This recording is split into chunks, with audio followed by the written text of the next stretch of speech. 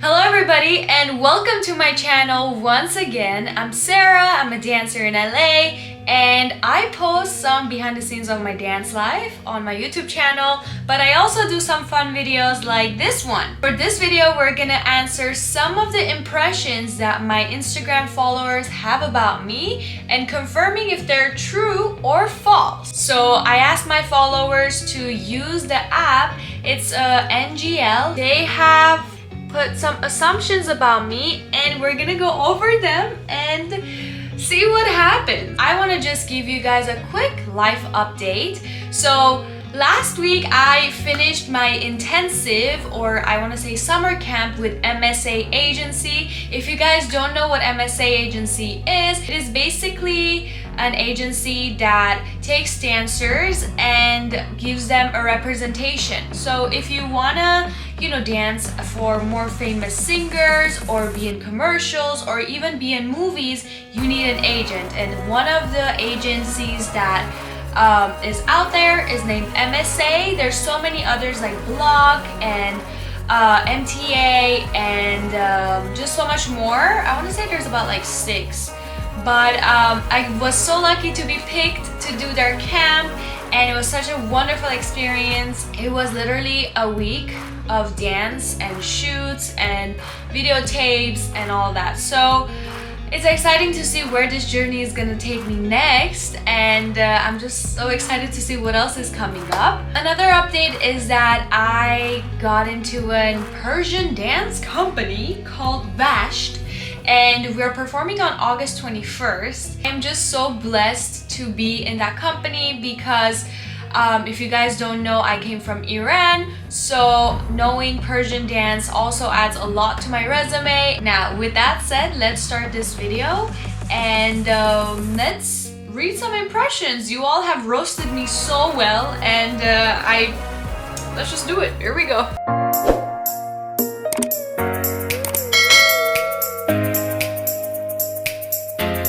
Okay, first assumption. It says you're sensitive and get upset at small things. No food or dressing room at dance gigs.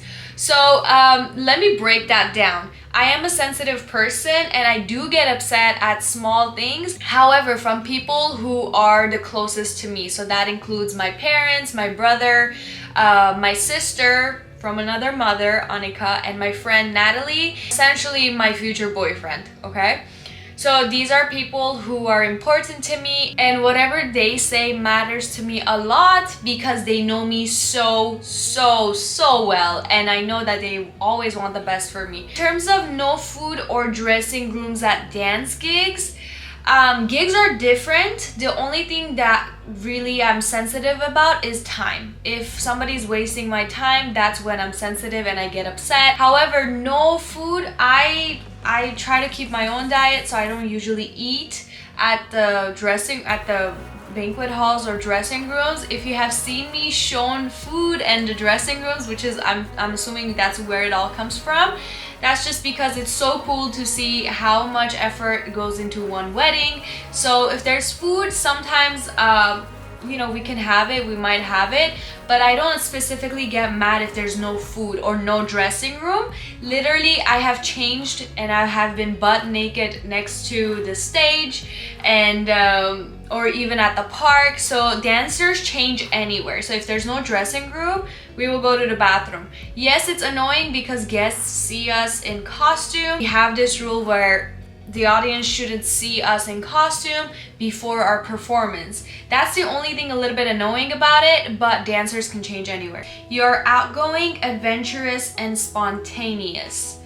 I am outgoing, but I also love just staying at home and watching like movies on HBO Max. I am adventurous, but I am very cautious on where I go and what I do, and I'm not spontaneous at all. Like, if you call me right now and be like, hey, can we go to the beach? I'll probably say no. I have such a set schedule, and without it, I can't handle a lot of things without having that organized schedule. So I am not spontaneous at all. However, if I'm on a vacation and if we're like, you know, traveling or something, I am down to be as spontaneous as you want me to. This assumption kills me, but let's do it. As I said, you guys have literally roasted me. You have a lot of free time during the day since you finish everything by 1 p.m. max. Here's how the art world works. I would say I finish my chores by 1 p.m., but there's always something to do. So let's say if I finish work by 1 p.m., there's always a YouTube video to record, there's always a dance to choreograph to, there's always Zumba routine that I have to choreograph to, gigs that I need to get back to people. But just because like I'm posting a story at 1 p.m. saying, oh, I had lunch, whatever, doesn't mean that I don't have anything else to do after that 1 p.m. You love to sleep. Yes, I love to sleep, but I am a big morning person, so I will be up by 6 a.m. and I will have my breakfast before 8 a.m. or else this girl like goes crazy. If that schedule doesn't work in the morning, then the rest of the day is like, I'm like, okay, I am off my schedule and this is not right. This person says, it's really hard for you to tap into the non-Armenian dance industry, there you go. Obviously, because when other dancers started with ballet and contemporary from when they were fetus, I started with the Armenian cultural dance. So it's just so different to tap into another world where you kind of feel like you don't belong, but then something inside you tells you that you belong there. So yes, this assumption is correct. However, I don't want to use that excuse anymore that I came from an Armenian folk background. I want to really tap into who I am as an artist and how all of that kind of comes into each other. My folk dance background, my ballet background, my contemporary background, and who I am as that artist, or who is Sera as a dancer. Currently, there's a lot of fusions going on, so if you watch one dance combination, there might be jazz, ballet, hip-hop, salsa, folk, a lot of things into one. So there's never that, you know, solid this is ballet, this is jazz combination, unless you're like taking a solid jazz class. There's a lot of fusions going on, meaning all of those dance styles are kind of coming into one choreography and being used as an entertainment, which is so cool to watch because a lot of people are bringing their cultural background into the American dance world, and I hope I'm also able to do that. When I walk into a room where there's no Armenians, I know that's where I need to be because that's where I want to make a difference as an Armenian dancer. So yeah. Okay, drum roll please, cause we have a juicy one. I'm just so curious on who sends stuff about my breakup and my boyfriend and my ex, whatever. It's just so interesting because I have always posted more work than more personal life, but it's still so interesting to see how people like caught on to it that, oh, she had a breakup. You and your boyfriend broke up because you expected too much from him. Ah! Okay, I'm not gonna scream. I'll be okay. Wrong. I wish that was the only reason that the breakup happened. I will never wish this pain to even like to my enemy. I would never even wish it to my enemy because breakups are just the worst. Like, I don't know how to explain it to you. I don't know how to explain the pain. You all know how strong I am, and I'm so independent, and I've kept going with my life since the breakup happened as well. And I don't pretend like nothing happened. I have my days, but I am not gonna stop working and following my dreams just because something happened. You know, I just keep going and I stay strong. But to say that the breakup happened because of that is just wrong. I do have expectations, but you gotta be smart on who you're expecting from and what you're expecting. You can't expect a fish to fly, and you can't expect a bird to swim in the water for like as long as a fish. So you gotta understand who you're asking what from and what expectations you have. So when you go in that relationship, you can understand that if that person can meet that expectation or not. And if they can't meet that expectation, then you either compromise or you leave. I don't believe there's such a thing as you have too much expectations. I just believe you find that person who can give you what you need as a human being, and you can also give that back in return. You don't have a strict diet. I don't have a strict diet right now, so if I see ice cream, if I see chocolate, I'll eat it.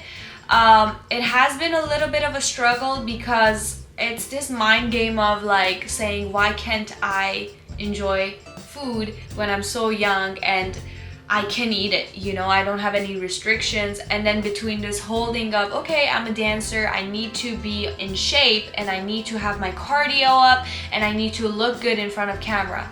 So it's this kind of like finding that balance, and I believe I found it, and I'm so lucky that I have, because I try to have one pastry a day or one ice cream a day. I have a strict timing. So I have my breakfast before 8, I have my lunch before 1, and I have my dinner before 7 or 8. So then my body already is getting used to the diet schedule that I've made before. This takes me to the next assumption that somebody has said.